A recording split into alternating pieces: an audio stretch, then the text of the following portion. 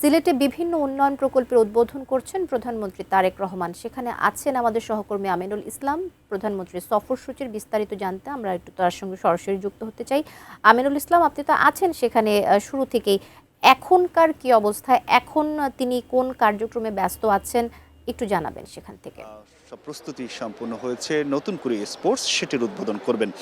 এটি এই সরকারের একটি ক্রীড়া যুব ক্রীড়া মন্ত্রণালয়ের একটি নতুন আয়োজন, যেটি আসলে আগের সময়ের বিএনপির যে নতুন কুড়ি ছিল সেই নতুন কুড়ির আদলে ক্রীড়াক্ষেত্রে প্রতিভা অন্বেষণের জন্য এটি শুরু করতে যাচ্ছে সরকার, এবং এর মধ্য দিয়ে তারা প্রত্যাশা করছেন যে সারা দেশ থেকে ক্রীড়াক্ষেত্রের বিভিন্ন সেক্টরে যারা প্রতিভাবান রয়েছে তাদেরকে বেছে নিতে পারবেন।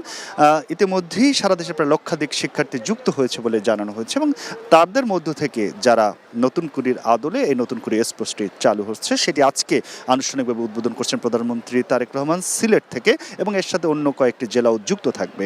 আমরা জানি বেশ কিছু কর্মসূচি নিয়ে প্রধানমন্ত্রী সিলেট একদিনের সফর করছেন।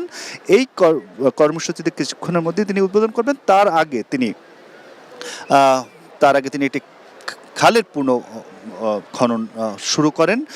সেই কর্মসূচিটি শুরু করেছেন, যেটি জিয়াউর রহমান খালটি বারিশা খালটি উদ্বোধন করেছিলেন, যেটি খনন করেছিলেন, সেটি আজকে সিলেট সদরের এই খাল খনন কর্মসূচিটি করে তিনি এই স্টেডিয়ামের অনুষ্ঠানে আসছেন। এর আগে তিনি সুধী সমাবেশে বক্তব্য রেখেছেন সিলেট সিটি কর্পোরেশনে। তার আগে সিলেটে এসে সকাল 10টার দিকে তিনি হযরত শাহজালাল রাদিয়াল্লাহু তাআলার মাজার জিয়ারত করেন। এরপরে দলীয় নেতাকর্মীদের সাথে তার মতবিনিময় রয়েছেন, এবং তারপরে তিনি ঢাকার উদ্দেশ্যে যাবেন। আজকে বিরূপ আবহাওয়ার সিলেটে সারাদিন বৃষ্টি ছিল, এবং সেই বৃষ্টির মধ্যেই তিনি এই কর্মসূচিগুলোতে সম্পূর্ণ করছেন। অর্থাৎ তার যে নির্ধারিত যে কর্মসূচি ছিল সেগুলোর প্রায় প্রত্যেকটি তিনি শেষ করছেন, এবং শেষ করে তিনি ঢাকার উদ্দেশ্যে যাবেন।